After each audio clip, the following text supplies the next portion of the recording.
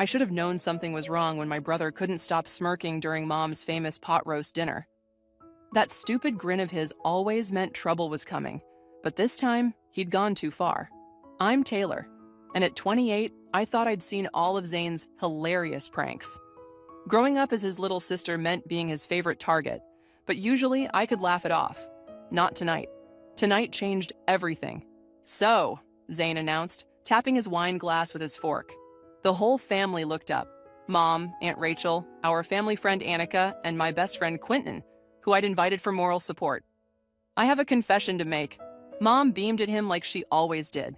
"What is it, sweetie?" "Remember last month when Taylor was complaining about her medication not working?" He paused for dramatic effect and my stomach dropped. "Well, I might have switched her pills with sugar tablets. Just to see what would happen." The silence lasted exactly 3 seconds before Mom burst out laughing. "Oh, Zane, you didn't." "I did." He was practically bouncing in his chair. I mean, come on, it was pretty funny watching her get all worked up about nothing. My hands started shaking under the table. Those pills were for my chronic migraines, the ones that left me curled up in darkness for days, the ones that made me miss work twice last month because I couldn't function. "That's not funny," Aunt Rachel said slowly, her fork frozen halfway to her mouth. "Those are prescription medications." "Oh, please." Mom waved her hand dismissively. Taylor's always been dramatic about her headaches. A little placebo effect probably did her good. I felt Quentin's hand squeeze my knee under the table. When I looked at him, his face was tight with anger. So that's why I was in excruciating pain for weeks. My voice came out steadier than I expected. "That's why I almost lost my job?"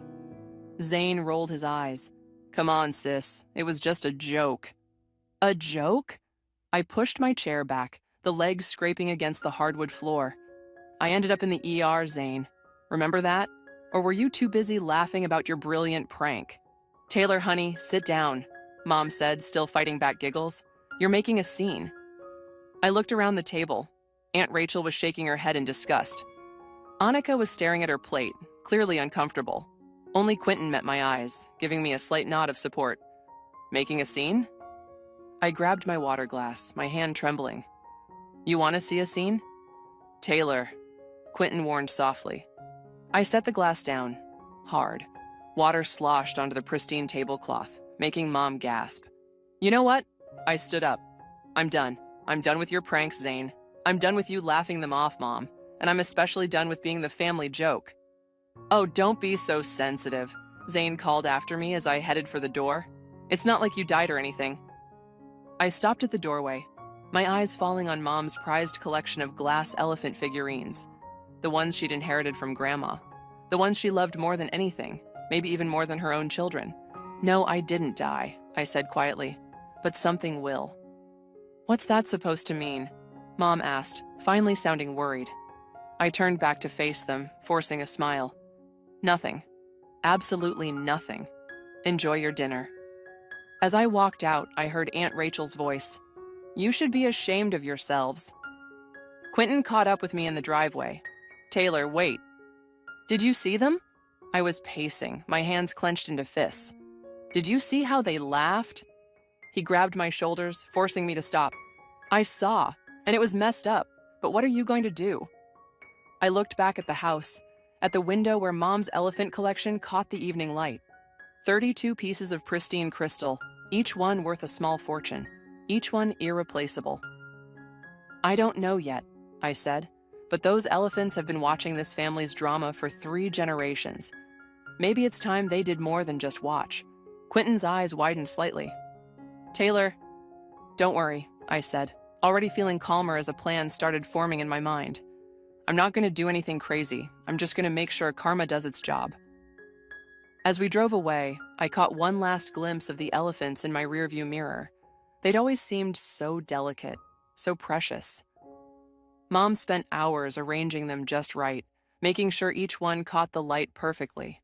"Well, Mom," I thought, "let's see how you like it when something precious gets taken away from you." 3 days after the dinner disaster, I was back at Mom's house, pretending everything was normal. The elephants glinted in the afternoon sun as I helped her with the dishes, their crystal bodies casting rainbow patterns on the wall. "I just don't understand why you're still upset," Mom said, handing me a plate to dry. Zane apologized. No, he didn't. I set the plate down harder than necessary. He texted sorry or mad lol with a crying laughing emoji. That's not an apology. Well, you know how he is? She scrubbed at a pot that was already clean. He means well. From the living room, I heard Zane's voice. Hey Mom, where's that photo album from Taylor's middle school years? The one with her braces phase? Top shelf, honey, Mom called back cheerfully. I gripped the dish towel tighter. Let me guess, he's going to scan those and post them online? Oh, Taylor. Mom flicked water at me playfully. He's just being a big brother.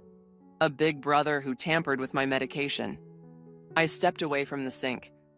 Do you even realize how serious that was? I could have pressed charges. Mom's face darkened. Don't you dare threaten your brother. Of course. I laughed bitterly. Protect precious Zane. Who cares if your daughter ends up in the hospital? Found it. Zane's triumphant voice carried through the house. Oh man, these are gold. I walked to the living room, where he sat sprawled on the couch, flipping through my awkward teenage years. He looked up with that same smirk from dinner. Remember when you had that massive zit at graduation? I think that's in here somewhere. You know what I remember? I stood over him. I remember last month, lying in a dark room for 3 days straight because my medication had mysteriously stopped working. He rolled his eyes. Are you still on about that? Still on about... I snatched the album from his hands. Yes, I'm still on about that, because while you were having your little laugh, I was missing work, throwing up from pain, and wondering why my prescribed medication wasn't helping. Taylor! Mom rushed in. Give your brother back the album. I held it behind my back. Why, so he can humiliate me some more? It's just pictures. Zane stood up, reaching for the album. Don't be such a drama queen. Drama queen? My voice cracked. You messed with my health, Zane. My actual health. Do you know what it's like to feel like your head is splitting open? To not be able to look at light without wanting to scream? I said I was sorry. No, you didn't. You've never been sorry for anything you've done to me. The album fell forgotten as we faced each other. Behind Zane, the elephant collection watched silently, their crystal faces unchanging. One particular piece caught my eye. A baby elephant with its trunk raised, supposedly for good luck. Mom had always said it was the most valuable. You want to know what your joke cost me? I pulled out my phone, pulling up my banking app. Here's the ER bill, $2,800. Want to help pay for that? Zane barely glanced at the screen. That's not my problem. Exactly. I put my phone away. Nothing ever is. Both of you, stop it. Mom stepped between us. Taylor, you're being ridiculous. Zane didn't mean any harm. He never does, I said quietly, but he always causes it anyway. I turned to leave, but Zane's voice stopped me. Where are you going? To cry to Quentin about how mean we are? No. I looked back at the elephants, particularly at that lucky baby one. I'm going to do what you taught me, Zane. I'm going to have some fun. What's that supposed to mean? Mom asked, suddenly protective. Of the wrong thing, as usual. Nothing. I smiled, the same way Zane did before his pranks. Just that maybe it's time I developed a sense of humor too. As I left, I heard Mom comforting Zane, telling him I'd get over it eventually. She had no idea that I already had something better in mind. Getting over it wasn't the plan anymore. I pulled out my phone and dialed Annika's number. She answered on the second ring. Taylor, are you okay? Remember how you mentioned being an auctioneer? I asked, starting my car.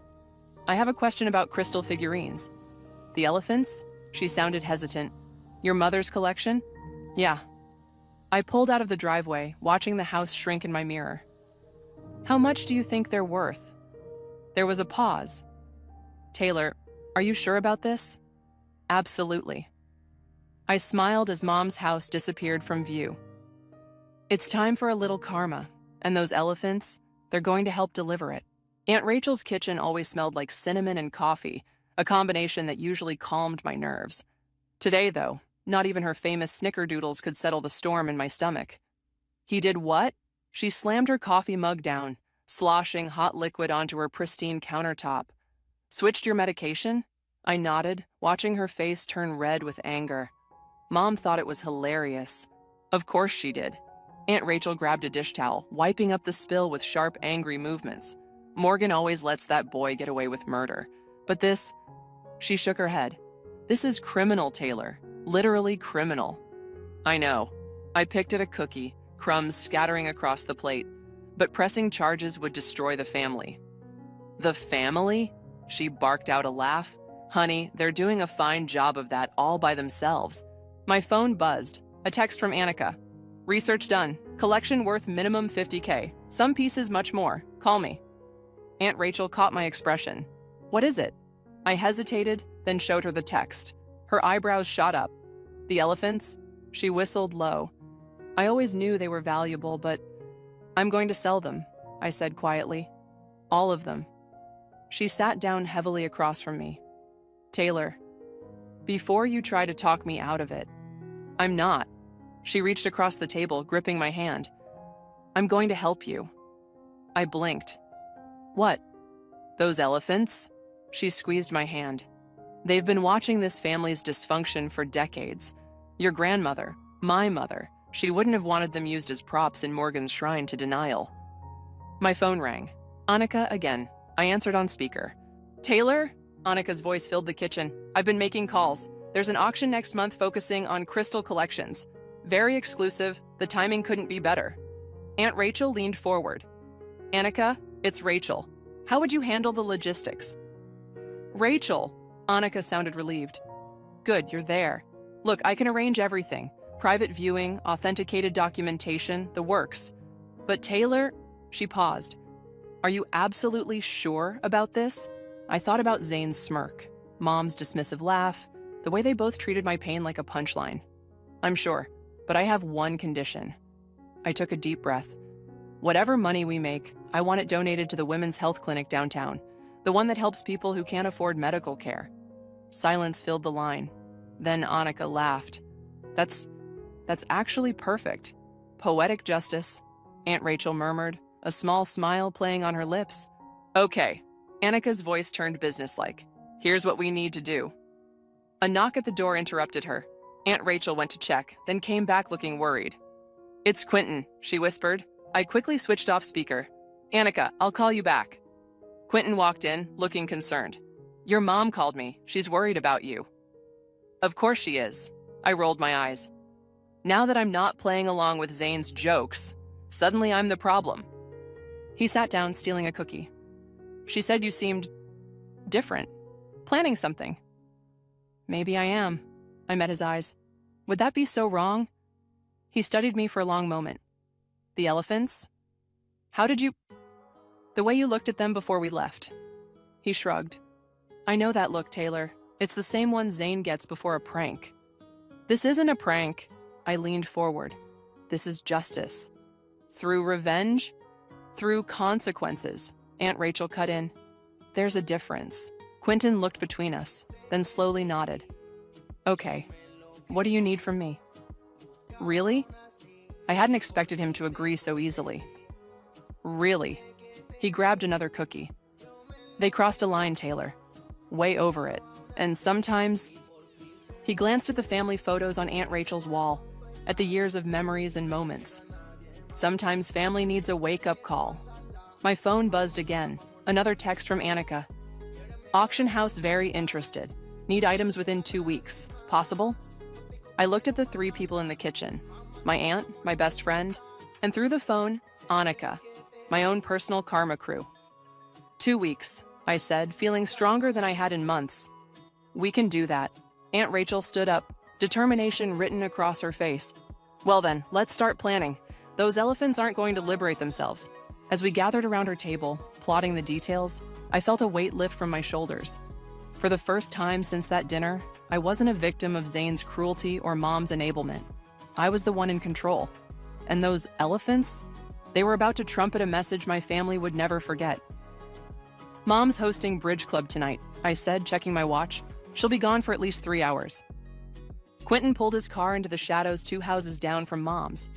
And you're sure about the alarm code? 4782, Zane's birth year.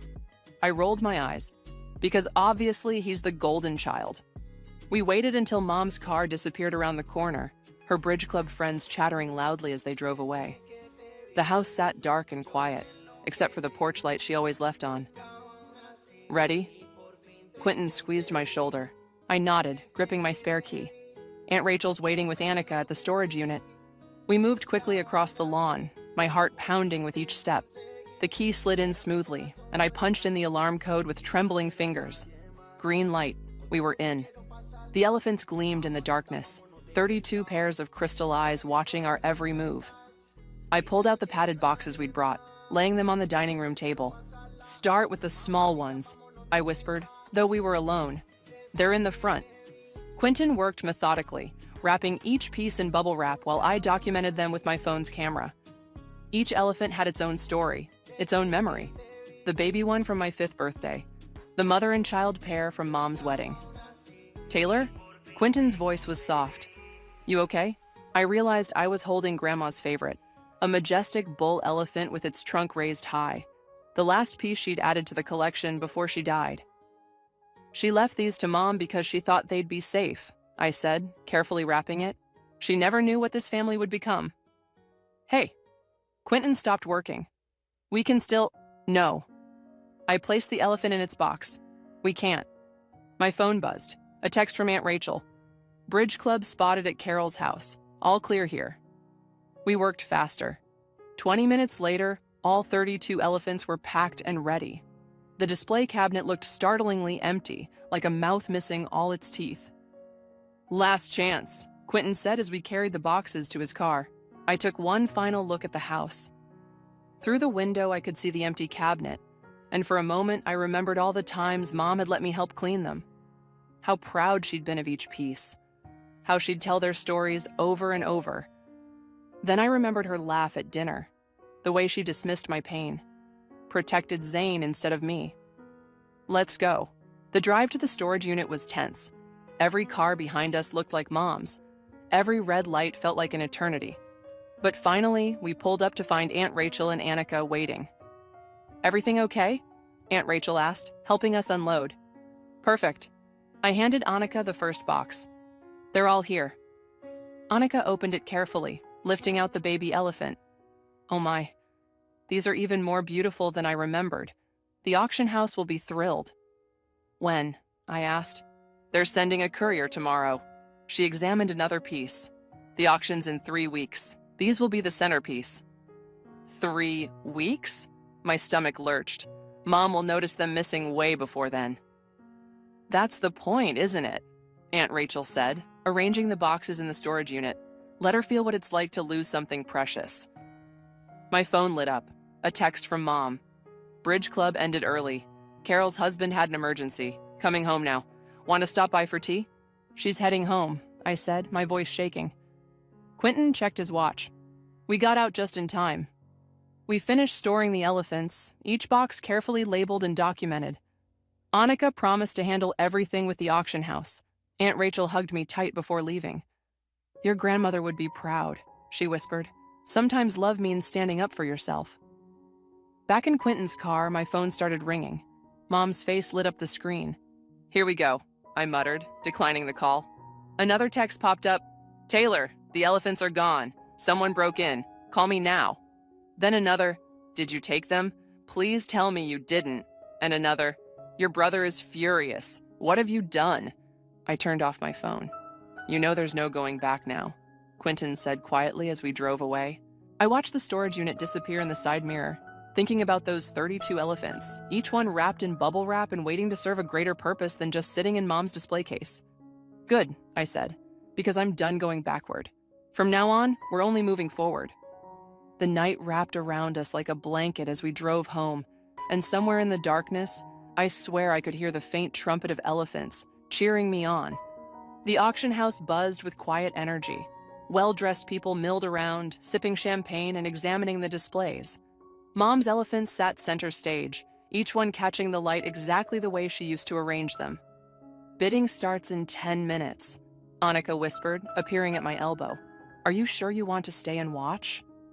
I nodded, clutching my auction paddle like a shield. I need to see this through. My phone had been exploding for the past 3 weeks. Mom's messages ranged from desperate pleas to angry threats. Zane had left exactly one voicemail. "You've lost your mind, you know that?" "Look," Quentin nudged me, pointing to a woman examining the baby elephant. She's from the Women's Clinic Board. The woman held up the piece, admiring how it caught the light. I'd done my research. She had the funds to make a serious bid. Perfect. Ladies and gentlemen, the auctioneer's voice boomed through the room. Please take your seats. We're about to begin.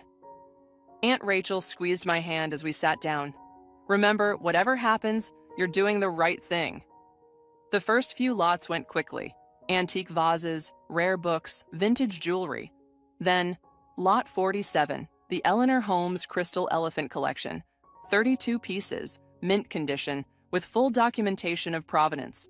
Opening bid at $50,000. A paddle went up immediately. Then another. And another. 60,000. 75. 80,000. My heart raced as the numbers climbed. The woman from the women's clinic kept bidding, her face determined. $120,000. She called out clearly. The room fell silent. The auctioneer looked around. Going once? My phone buzzed. Mom again. The police are involved now. You've gone too far. Going twice. Another paddle rose. 150,000. The clinic board member didn't hesitate. 175. 200,000. The other bidder countered. I held my breath. The clinic member consulted briefly with her colleague, then shook her head. She was out. 200,000 going once. Aunt Rachel gripped my arm. Taylor? Going twice. I raised my paddle. 250,000. Gasps rippled through the room. Annika's eyes widened. The other bidder turned to look at me, then slowly lowered their paddle. Sold. The gavel cracked like thunder. To paddle number 47. Taylor, Quentin hissed. What are you doing? I stood up, my legs shaking. Excuse me, I called out. I'd like to donate this entire collection to the Downtown Women's Health Clinic in honor of my grandmother, Eleanor Holmes. The room erupted in applause. The clinic board member rushed over, tears in her eyes. This is incredible, she stammered. The clinic has been struggling to stay open. This will fund our operations for years. Cameras flashed. Someone from the local paper appeared, asking for a statement. Through it all, my phone kept buzzing. Finally, I answered it. Where are they? Mom's voice was hoarse. Taylor, please. Turn on Channel 7 tonight, I said calmly. You'll see exactly where your precious elephants ended up. They weren't mine to sell? Her voice cracked. How could you? How could I? I laughed, but there was no humor in it. How could you laugh when Zane put my health at risk? How could you dismiss my pain? Those elephants are going to help people now, Mom. People like me, who need medical care they can't afford. Silence filled the line. Then quietly, Zane's here. He wants to talk to you. No. I watched as the clinic staff carefully packed up the elephants. I'm done talking. It's time for you both to listen. I hung up as reporters gathered around. Ms. Holmes, can you tell us what inspired this generous donation? Looking straight into the cameras, knowing Mom and Zane would see this later, I smiled. Sometimes, I said clearly, the best way to heal is to help others heal too. These elephants have been silent witnesses to family drama for too long. Now they're going to be part of something bigger, something that actually matters. Aunt Rachel appeared beside me, her arm around my shoulders. And sometimes, she added, karma needs a little help finding its way. Later, as we watched the elephants being loaded into the clinic's van, Quentin handed me a cookie. Snickerdoodle? He grinned. Aunt Rachel stress-baked all morning. I took it, feeling lighter than I had in weeks. You know what's funny? I actually feel sorry for them now. Why? Because they'll never understand what they did wrong. I brushed crumbs from my dress. But at least now, every time they think about those elephants, they'll remember that actions have consequences. And karma, Aunt Rachel added, has a way of coming back around. We watched the van drive away, 32 crystal elephants heading toward their new purpose. Behind us, my phone stayed silent, and for the first time in weeks, that silence felt like victory. 1 week after the auction, Mom insisted on another family dinner. To talk things through, she'd said. I knew better. This was an ambush. I arrived last, walking into a tension so thick you could cut it with one of Mom's fancy butter knives. The empty display cabinet loomed in the corner like a missing tooth in an otherwise perfect smile. Well, Zane drawled from his seat. Look who finally decided to grace us with her presence. Zane, Mom warned, but her tone lacked conviction. She bustled around, setting down a casserole. Taylor, honey, sit down. I made your favorite. Tuna casserole stopped being my favorite when I was 12, I said, taking the seat furthest from them. But you'd know that if you ever actually listened to me. Aunt Rachel, bless her, had positioned herself between me and them. Quentin sat on my other side, a solid wall of support. I saw you on the news, Zane said, stabbing his fork into his food. Real dramatic performance. Did you enjoy destroying Mom's inheritance? About as much as you enjoyed destroying my health. I smiled sweetly. Pass the salt? Mom's hand shook as she passed the shaker. Taylor, we need to talk about what you did. Funny. I sprinkled salt on my food. That's exactly what I wanted to do after Zane's little prank. But nobody seemed interested then. That was different, Mom protested. How? I set down my fork. How exactly was it different? Because it was just a joke, Zane exploded. This was theft. No, Aunt Rachel cut in. This was consequences, something you've managed to avoid your entire life, Zane. Stay out of this, Rachel, Mom snapped. Why should she? I asked. She's the only one who's been honest about this family's problems. Problems? Mom's voice rose. We don't have problems. We had a beautiful collection of family heirlooms that you sold out of spite. Sold? I laughed. No, Mom, I didn't sell them. I donated them to help people who can't afford medical care. You know, like when I couldn't afford my ER visit after Zane's hilarious medication swap? The room fell silent. Even Zane had the decency to look uncomfortable. $250,000, I continued. That's how much those elephants were worth. That money is going to help people get the medical care they need. People who won't have to wonder if their family members switch their medication for fun. I said I was sorry, Zane muttered. No, you didn't. I slammed my hand on the table. You never did. You sent a text with laughing emojis. Taylor. Mom reached for my hand. I pulled away. We can fix this. We can buy them back. They're not for sale. I stood up. They belong to the clinic now. And you know what? Grandma would have been proud. Don't you dare bring your grandmother into this. Mom's face reddened.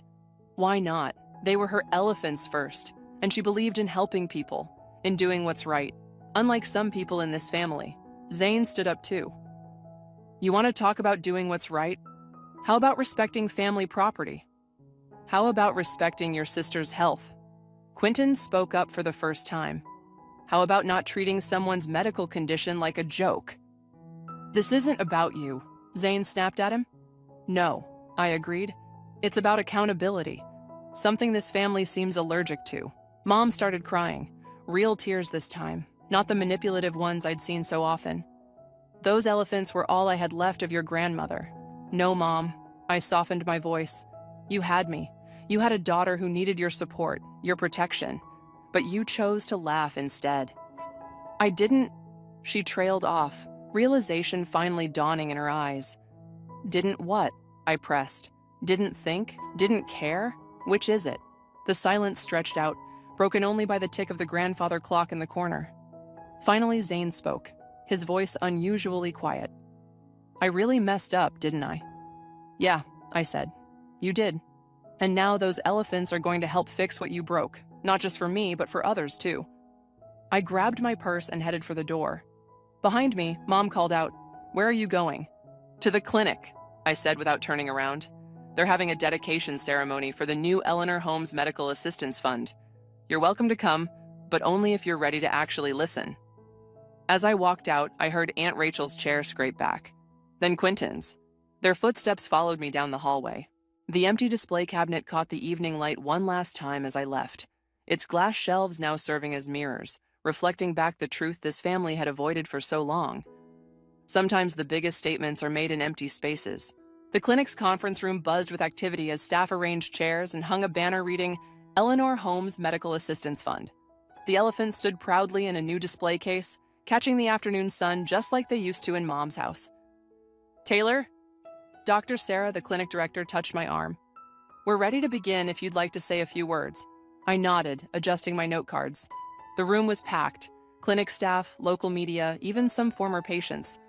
Aunt Rachel and Quentin sat in the front row, beaming. Then the door opened. Mom walked in, followed by Zane. They looked smaller somehow, less certain. Mom's eyes immediately found the elephants, and I saw her hands clench into fists before relaxing. "I didn't think you'd come," I said as they approached. "We almost didn't," Zane admitted. "But then we saw the news report about what this fund will do." Before I could respond, Dr. Sarah called everyone to attention. "Welcome, everyone. Today marks a new chapter for our clinic." I half-listened as she explained the fund's purpose, helping patients afford crucial medications, treatments, and emergency care. My eyes kept drifting to Mom and Zane, watching their reactions. "And now," Dr. Sarah smiled, "I'd like to introduce Taylor Holmes, whose generous donation made this possible." The room applauded as I stepped up to the podium. My prepared speech felt wrong suddenly, so I set the cards aside. 3 months ago, I began, someone switched my medication with sugar pills as a joke. I looked directly at Zane. I ended up in the ER, unable to afford the treatment I needed. Mom shifted uncomfortably in her seat. "But this isn't about revenge," I continued. "It's about transformation. These elephants watched our family for 3 generations. Now they're going to watch over people who need help, who need hope." I gestured to the display case. My grandmother collected these because she believed beautiful things should serve a purpose. Today, they'll help ensure that no one has to choose between medical care and paying their rent. No one has to suffer because they can't afford their medication. Zane's face had gone pale. Mom was crying silently. "The Eleanor Holmes Fund will provide assistance to hundreds of patients every year. And every time someone receives help, these elephants will be here, reminding us that sometimes the most valuable things we own are worth more when we give them away." The applause was thunderous. Dr. Sarah announced that the fund had already helped 3 patients this week. As people mingled afterward, Zane approached me. "Can we talk?" He looked different, humbled. "Please." We moved to a quiet corner. Mom joined us, her makeup streaked with tears. "I get it now," Zane said quietly. "What I did, it wasn't just a prank. I could have killed you." "Yes," I said. "You could have." "And Mom's voice cracked. "I enabled it. All these years I laughed it off, made excuses." She touched my arm hesitantly. "I failed you, Taylor." "You did," I agreed. "Both of you did." "The elephants," Zane gestured to the display. "Grandma would have approved, wouldn't she?" "She would have done it herself," Aunt Rachel said, joining us. "Morgan, remember how she volunteered at the free clinic every Wednesday?" Mom nodded, wiping her eyes. "I forgot that. I forgot a lot of things, it seems." "I'm sorry," Zane said suddenly. "Really sorry. Not with emojis or excuses, just sorry." "Me too," Mom added. "I know it's not enough, but it's a start," I cut in. "A real start this time." Dr. Sarah appeared with a patient, a young woman about my age. "Taylor, this is Jessica. She received her migraine medication today, thanks to the fund." Jessica hugged me impulsively. "Thank you," she whispered. "I've been choosing between medicine and groceries for months." I hugged her back, feeling Zane and Mom watching. As Jessica walked away, Zane cleared his throat. "How much?" He swallowed hard. "How much does the fund need to help more people like her?" "Are you serious?" I asked. He pulled out his checkbook. "Dead serious. It's time I grew up, right?" Mom reached for her purse too. "Count me in." I watched them write their checks, larger amounts than I expected. As they handed them to Dr. Sarah, I felt something shift in the air, like the last piece of a puzzle falling into place. Behind us, the elephants stood guard, their crystal forms catching and reflecting the light, transforming it into something new and beautiful, just like us. "So," Aunt Rachel said, putting her arms around me, "was it worth it?" I looked at my family, really looked at them, and saw change where there used to be denial, understanding where there used to be dismissal. "Yeah," I said. "It was worth every penny." "Ready for this?" Quentin asked as we pulled up to Mom's house for Sunday dinner. I nodded, clutching the small gift bag in my lap. Through the window, I could see Mom setting the table. No fancy china this time, just regular plates. Progress. Inside, the empty display cabinet was gone. In its place stood a small table with a single crystal elephant. Not from the original collection, but a new one Zane had found at an antique shop. Taylor! Mom hurried over, hugging me. I made lasagna, real lasagna, not tuna casserole. You remembered? I said, surprised. I'm trying to. She squeezed my hand. Really trying. Zane emerged from the kitchen, wearing an apron and carrying a salad bowl. Hey sis, you're just in time. I only burned the garlic bread a little. You cooked? Taking a cooking class, he shrugged. Turns out there are better hobbies than pranking your sister. We settled around the table, the conversation flowing easier than it had in years. No forced laughter, no tense undercurrents. Just family, finding their way back to each other. Before we eat, I said, pulling out the gift bag, I have something for you both. Mom and Zane exchanged glances as I handed them each an envelope. What's this? Mom asked, opening hers. Read it out loud, I suggested. She cleared her throat. Dear Mrs. Holmes, thanks to your recent donation to the Eleanor Holmes Fund, we were able to provide emergency medication to twins Sarah and Samuel, age 6. Their mother wrote, I can finally sleep at night knowing my babies can breathe properly. There's a picture. Mom's voice cracked as she looked at the photo of 2 smiling children holding their inhalers. Zane opened his envelope next. Your contribution helped Janet, age 29, receive critical migraine treatment. She's now back at work and able to support her family. He looked up at me. You're keeping track? The clinic sends monthly updates about who the fund helps. I smiled. I thought you'd want to know what those elephants are doing now. There's more, Quentin said, nodding at the gift bag. Mom reached in and pulled out a small photo album. On the cover was a picture of the elephant collection in its new home at the clinic. Open it, I urged. She did. Inside were photos of people, patients, doctors, families, all standing near the elephant display. Each photo had a story. Medications provided, treatments funded, lives changed. This is what Grandma's legacy really looks like, I said softly. Not just beautiful things behind glass, but real help for real people. Zane wiped his eyes quickly. I actually have something too. He disappeared into the kitchen, returning with an envelope of his own.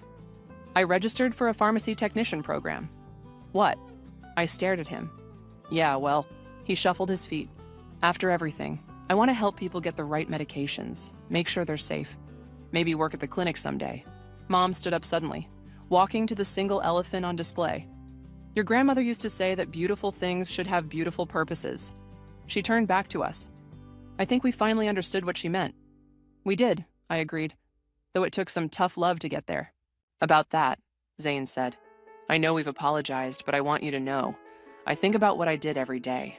Every time I read about someone the fund helps, I remember how close I came to really hurting you. I know.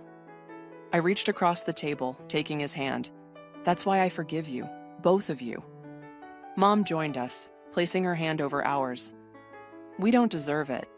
Maybe not, I said. But forgiveness isn't about deserving. It's about growing. And you both have grown so much. Thanks to you, Zane added. And those elephants. Speaking of which, Quentin pulled out his phone, showing us the clinic's latest post. They just helped their 100th patient this month. We raised our glasses. Water for me, since I was back on my proper medication. Wine for the others. To the elephants, Mom said. To growth, Zane added. To family, Aunt Rachel chimed in from the doorway, arriving right on time with dessert. To all of it, I said, looking around at these people who had hurt me, who had changed, who had learned. To everything we lost and everything we found.